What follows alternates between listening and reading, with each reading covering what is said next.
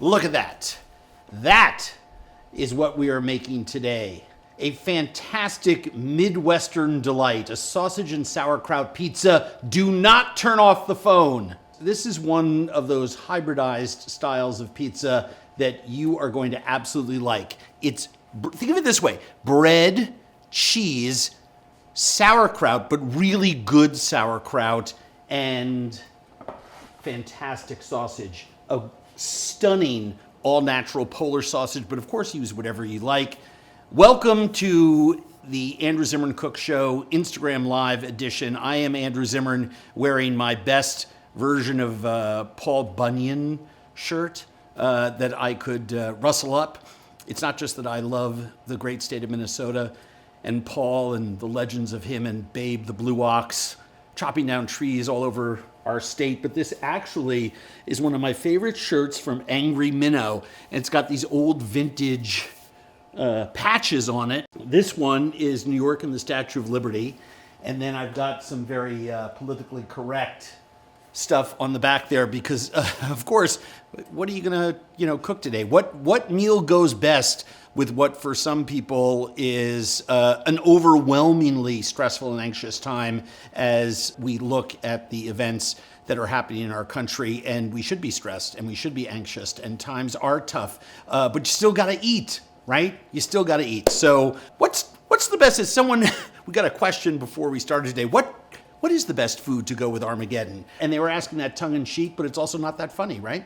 I say pizza. I say keep cooking. Remember, the world's number one antidepressant is food. Well, maybe booze. Food and booze, which is why I'm glad we have such great sponsors. Thank you, Florida Caña. Thank you, Shun. Thank you, Jalados Mexico, for all of the fantastic support that you give us. Pizza is really, really easy. And yes, you can do it in your oven. You don't need a 700-degree wood-burning situation or 800 or 900-degree. Sure, that's great. And if you have that, wonderful. But you crank up an oven to 500 and slide a $20 pizza stone in there so that the pizza itself, let's see if we can do this. Can you get under there?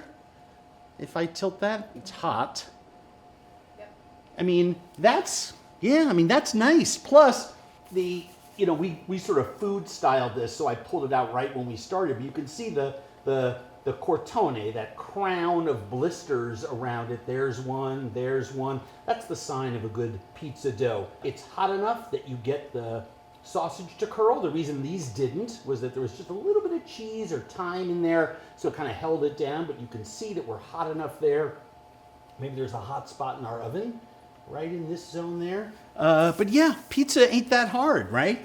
So let's make one together, shall we? This is what I call conventional pizza dough. There really is a very standard recipe for it. A heaping cup, roughly 500 grams of 00 flour, the same quantity of AP flour, teaspoon salt, teaspoon or two of olive oil, mix together, knead it for 3 or 4 minutes, let it rest, covered with a towel for 3 hours, not in a cold space, not in a too warm space, someplace just room temperature.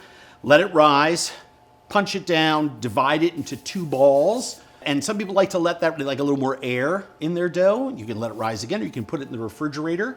This is that dough ball right there. This is half of our recipe. And it's, I put it onto a floured surface, in this case, one of 2 pizza peels that we have. And what I like to do, because I don't make pizza all the time. I'm sure there are people watching who make pizza way more often than I do. But I just like to make a little ring. It helps me define my crust. And then I push out to the center. I'm already at an 8-inch disc. And I just want to go around and redefine my crust with my finger. Flip it over. And I just go around like that. Doesn't build it up quite so much in the middle. Now it's about 10 inches. Now, if you wanted to go from there, that's fine. I like my crust a little thinner. I like to get out to about 11, 12 inches for an individual pizza. So all I do is I just start to put it on my hands And if you get underneath there, you can see I just open fingers, just pulling apart evenly. And if you go down onto your surface at this point, that's about 10, 11 inches. If you want to stretch it more, one of the things that I have found is that with the hands, you wind up with some that's thinner, some areas are thicker, you could tear it, etc. So I just start spinning. And if this is all the spin you can get out of it, fine. If you can throw it up in the air and catch it, by all means do so. And then you have a much bigger pizza, thin, with a well-defined area of crust. I also find that it's a little bit easier to not get olive oil onto my ingredients, but just a little bit on the rim there, which I love. Just personal preference. I have made a very sturdy cheese sauce, a bechamel. I took flour, I took butter, took a little bit of nutmeg and sprinkle of cayenne, cooked them together, put in a few cups of milk and 12, 13, 14 ounces of grated Gruyere cheese. I love Gruyere cheese. And just like with a regular pizza, for this size of crust, you're gonna want something like 7, 8 ounces of sauce. And I just spread this from the middle, easier with a spoon than with a ladle, because this is a little tougher to spread than tomato sauce. But spread it does.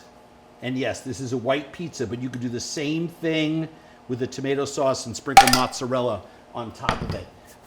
That extra sauce can be fondue, pasta, mac and cheese, whatever you like. Next thing I want to do is put some sauerkraut on there. Now, we are very lucky. We have a nearly 100-year-old Eastern European market here in the Twin Cities called Kramarczuk's. And I buy all of my sausages and things like that from them. This is their homemade sauerkraut seasoned with black pepper and ground Kramarczuk, which is a very lean Polish sausage that they make. It's absolutely out of sight.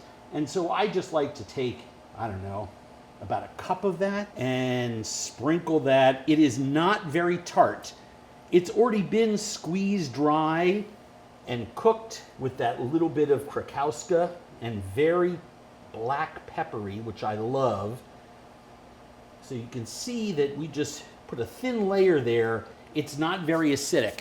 If you are using a naturally fermented sauerkraut or Boar's Head brand that comes in bags that's naturally fermented, that's in the deli section of your supermarket, squeeze it out, because otherwise you're going to have a lot of tart, salty, vinegary water. Next thing that I do is I take my Polish sausage. We used this beautiful all-natural one. Just incredible stuff. But even, kielbasa, Hillshire Farms will work. Trust me. I always keep a Hillshire Farms kielbasa in my freezer just in case, right? I take a little bit of thyme because I love fresh thyme on this pizza. Wonderful, wonderful flavor. I dropped a little bit too much there. Who cares? Some of that. I've taken to putting a little bit of the Andrew Zimmern French Kiss on there, which is this stuff. It's got a lot of tarragon and shallot in there, but I like that little bit of punch of tarragon. And then I reserve some grated Gruyere because I like, sort of like that onion soup effect. I don't put a lot. I just like some of those cheesy, crunchy bits. Now, I usually will stop there. My kid likes me, and I just spent a couple weeks with him over the holiday, to put a couple of pieces of cheese every inch or so around the crust, because he loves the way that it kind of bakes on there and gets all crispy, as he refers to it as, Dad, onion soup style. And so I make sure to do this for him. But it's nice. And you think about places that do really great work with cheese around the edge of the crust, like all those great Detroit-style pizza places, or Pequod's in Chicago, Illinois, with that very cheesy edge to their crust. And then all you do is do this motion on your peel, because I want to make sure that my peel slides, right? Or my pizza slides on my peel. I don't want all that flour in my oven. So just blow that away, and in it goes.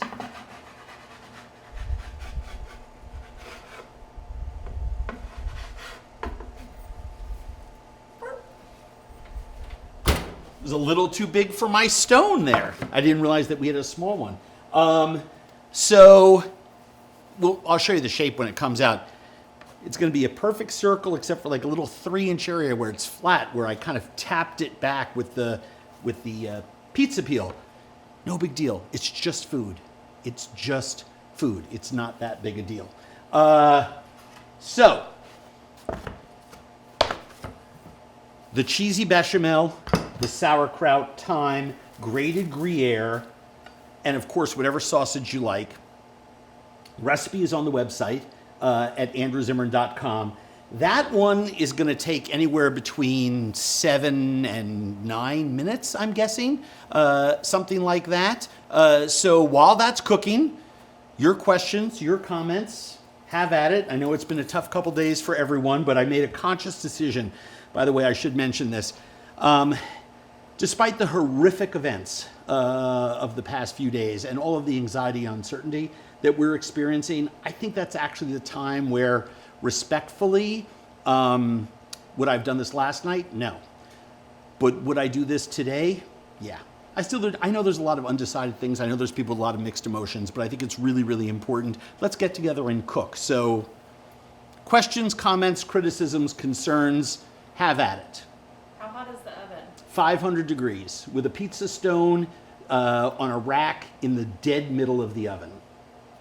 What kind of range do you have and do you like it? I do like this one actually. We've had this for like 5 years in the kitchen studio. It's a KitchenAid. KitchenAid was kind enough when we built the studio to give us all the appliances, and we probably don't thank them enough, although I do so much work with KitchenAid and I'm always talking about them, and they're a premier company, and they're really, really, really good people at KitchenAid, and we love them. And I was actually very surprised because most people know them for tabletop appliances, but I will tell you, 5 years, and we cook on this stuff every day, and we have commercial stuff in our prep kitchen. For those of you that watched a lot of our summertime episodes, we've done our grilling and shown you our prep kitchen stuff. We do not have KitchenAid equipment in there. We have institutional, like professional equipment, and we've had I've not had to call in a repairman for anything here, which is really nice.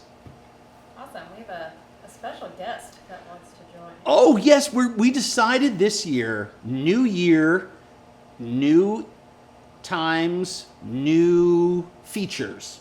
So we're going to have special guests. We're upping the ante on AZ Cooks. One of my oldest and dearest friends in the world, and the star of the new hit series premiering on the Magnolia Network at the end of the first quarter of this year. Her new show is Zoe Bakes. She is the author of many best-selling cookbooks. I think her cookbooks have totaled selling in the millions. The author of the Artisan Bread series and the upcoming is Zoe Bakes Cakes. Zoe bakes cakes in lakes. Zoe bakes cakes and takes them to lakes. My good friend, Zoe Francois. How are you? I'm good. How are you? I'm fantastic. Good. Fantastic. So here's the deal. Okay. I'm making, I made pizza dough. I saw it. Yeah. Hey, it looks great.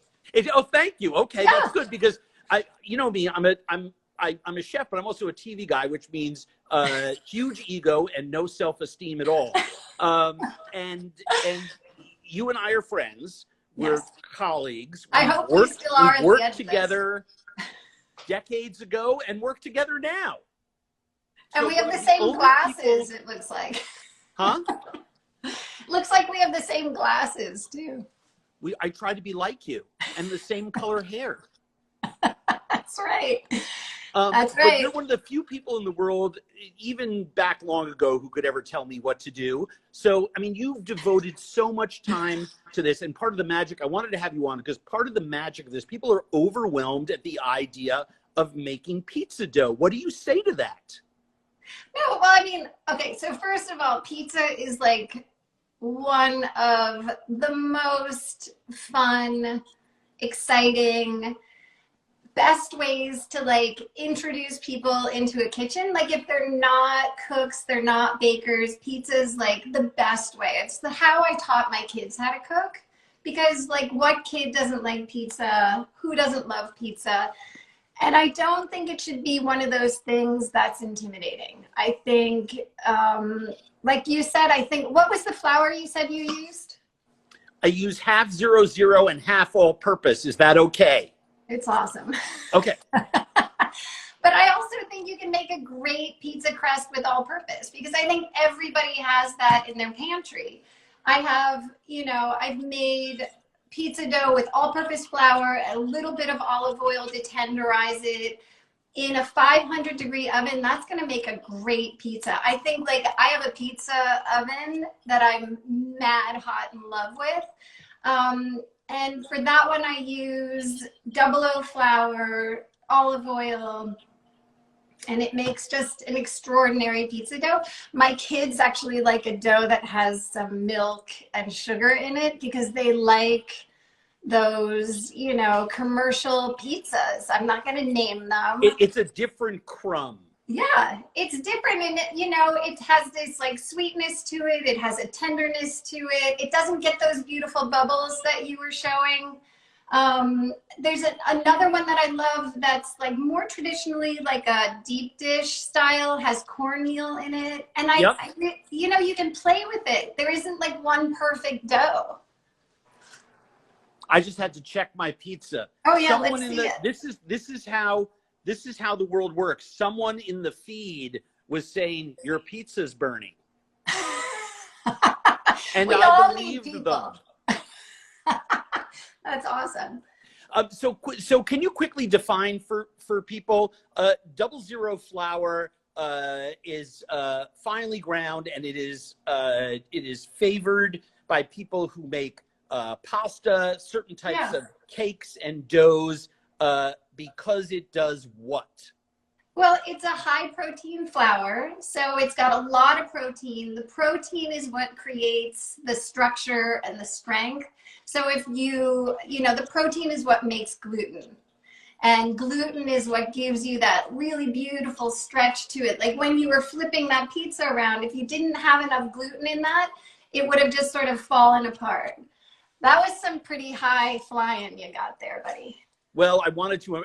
Here's the deal. I felt if I didn't do that and then you came on, I wouldn't be servicing our rock star guest properly. You'd be on some sort of like, dumbass middle of the day kind of not Food Network show, as opposed to something with really serious food professionals. Artisan bread in 5 minutes. You use that dough for your pizza dough, right? Yeah, I mean, like I said, you can use our master recipe, which is just all-purpose flour, water, salt, and yeast to make a beautiful pizza. I like a little bit of olive oil in there because I think it tenderizes it. I think it just gives you a really nice crumb, a really nice sort of texture to the pizza. I love the 00 flour, but if you can't get a hold of it, use bread flour, because you're going to have, or use a combination like you did. I think that's a perfect sort of alternative. I like the combo. It's a great combo. I like the combo. Yeah, because you get the strength of the 00 flour, you get the tenderness of something with a slightly less protein content. It's great. I mean, and then there's all the local flours, because like Bakersfield bread flour makes a beautiful pizza. And so I feel like this is one place where people should sort of experiment. It's also like you're baking it on a pizza stone. I think if you want a beautiful crust, you need a stone or even a steel. Have you tried the steels? Yes. I love the steel. Yeah, me too. I need a couple rapid fire questions before we check out our pizza. We let you go. Okay. Zoe Bakes, your new show on the Magnolia Network. Yes. Give us the 30-second spiel. I'm going to travel all over Minneapolis, visiting like farms and bakers and friends of mine who are making just exquisite things. And then I'm going to come home and I'm going to show everybody how to bake. And it's the joy of my life. So I hope you'll join me. I heard it's really good. Thank you. Yes, it's going to be so much fun. I am so excited. And what a place to be. I mean, Chip and Joanna, they're like, you know, they do their craft, they're passionate about it, and I couldn't have found a better home. They really are great people. Yeah. The scale of 1 to 10, 1 being no fucking way, 10 being stone cold lock guarantee. Give me a number that you best think represents the quality of my pizza about to come out of the oven. Well, okay, so can I rate how you got the pizza into the oven versus how you're going to get it? Next question.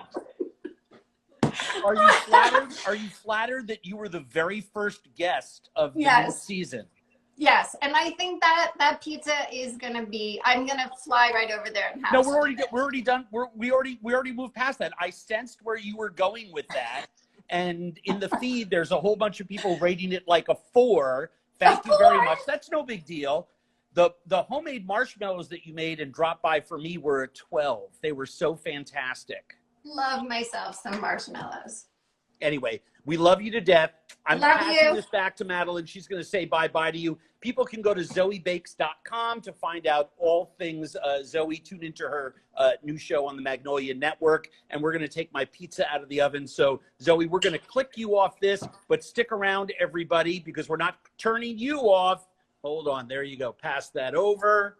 You cannot even see the less than circular side, but you can see, if you imagine, this is where I just tucked it in. This circle was the first pizza I made, and you can see that I'm about an inch bigger all around on this one. Hence the problem with that shorty little stone that's in there. But there we go. Let's take that tag off. And we're going to let this rest for 20 seconds. Let the cheese settle down. By the way, you can see here, when I laid the cheese on the edge, that's a strip of cheese that literally just browned and caramelized there. We still have the cortone. We still have our bubbles. We still have that beautiful crust that I like.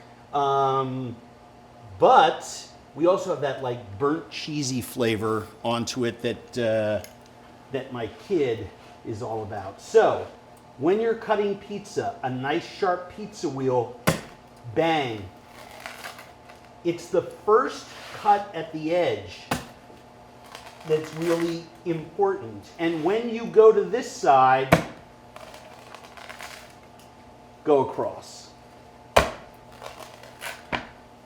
Anyway, there you have it. You want to sprinkle some red chili flakes on there, by all means, go ahead. Oh, look at this. Didn't even go all the way through. Oh. I mean, look at that. That is a lovely piece of pizza. I'm going to let this cool for a second before I chomp into it, because I've done that before on air. Questions, comments, criticisms. What do you got? Pineapple on pizza. Absolutely. I am a big fan of pineapple on pizza. My friend Alex Guarnaschelli is famously against pineapple on pizza. And so I try to wait for her to poo-poo it on Instagram or Twitter, and then I hop into her feed and say, what are you kidding me? Here's what I like about it. You have to have it with a smoky, salty meat. It's like Canadian bacon or pepperoni or something like that, and then it's fantastic. Here's a great thing. Some of the same people who hate pineapple in pizza are all about stinky cheese and prosciutto on pizza with hot honey. It's the same thing. It's just a little bit more sweetness, and I love the charry, acidic quality that roasted pineapple has. What about cast iron skillet pizza? The best.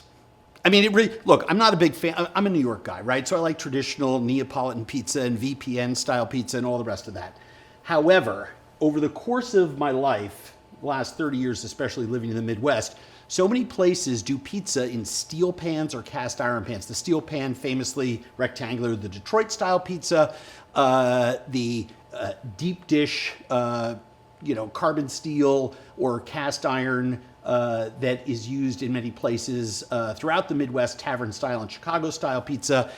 But I like a lot of cheese around the edge so it melts down and you get that wall of black, like, awesomeness against the edge of that pie. Great. What do you love most about Minnesota? What do I love most about Minnesota? The long, dark, cold winters. No, it is the thing I love most about Minnesota is the thing that I like most about so many other places in the world. It starts with the people. Let me explain something to you. A lot of you know me best through my travel shows, and I will tell you that for all of the food and the sightseeing and, the cars and the planes and the trains and the boats and the landscapes and the mountains and the forests and the lakes and the great swimming and the beaches and the tropical drinks and all the rest of that kind of stuff, it's all meaningless. It's all about the people. If the people aren't great, the place isn't worth going to. The world, the planet, those gray shadows that are out there, as my old spiritual guru used to tell me, those gray shadows that are out there are human beings.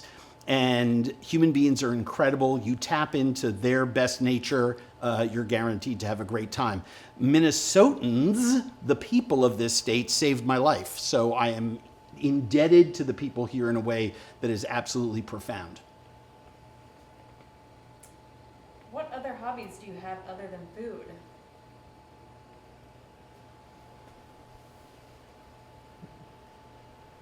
I make spices.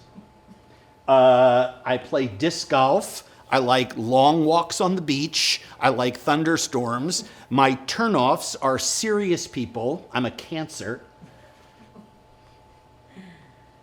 I play tennis. I collect fine art photography and 19th century maps and prints. In the summer, I like my garden, but I don't like to talk about it. Let's see, what else? I love hunting, fishing, and doing things in the outdoors. Your pizza's getting cold. My pizza is getting cold. I work too much. How's that? What's your favorite genre of music?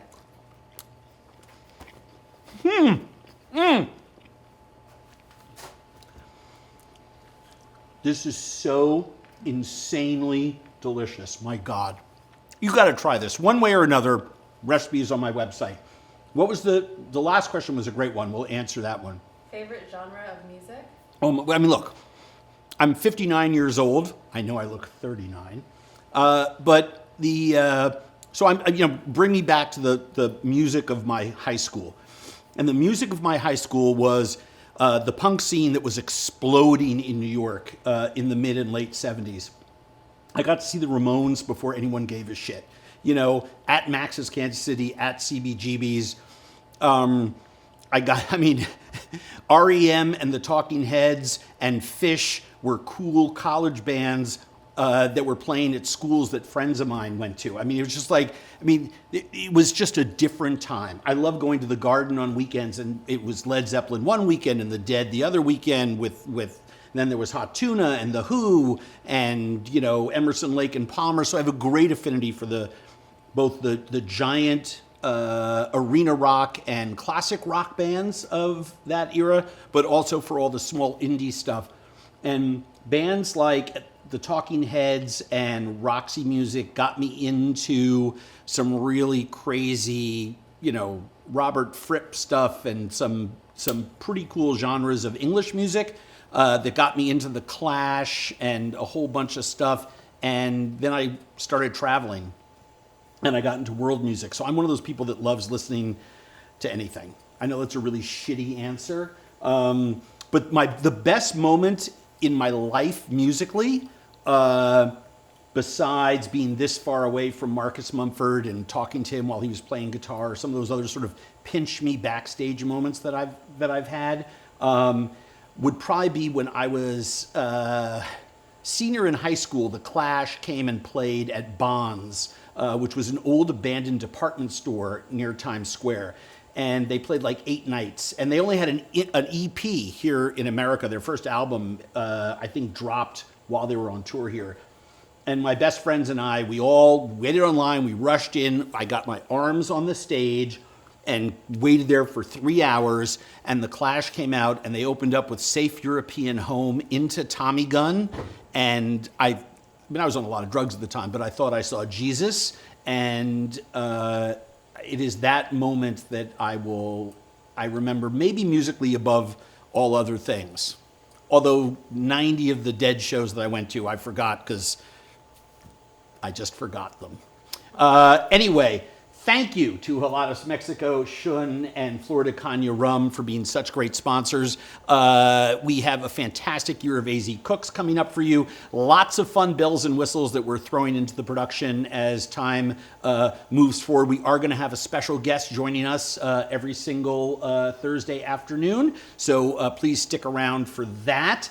I'm going to make Dusty and Madeline eat all this pizza because they were such poo-pooers as we were getting ready because they like their tomato sauce on their pie. I love you all very much. And please remember, underneath it all, we truly are all Americans. Let's try to stay positive. And that comes from someone who goes negative as much as anyone. I know it's awful sometimes. I try to catch myself. There are serious issues that require us to take a side on. However, the people who are all around us are our friends, neighbors, and loved ones. There are extremists on an end of this that we should not be buying into, but the nature of our citizenry is kind and caring, and let's try to remember that and assume the best in people. Love you.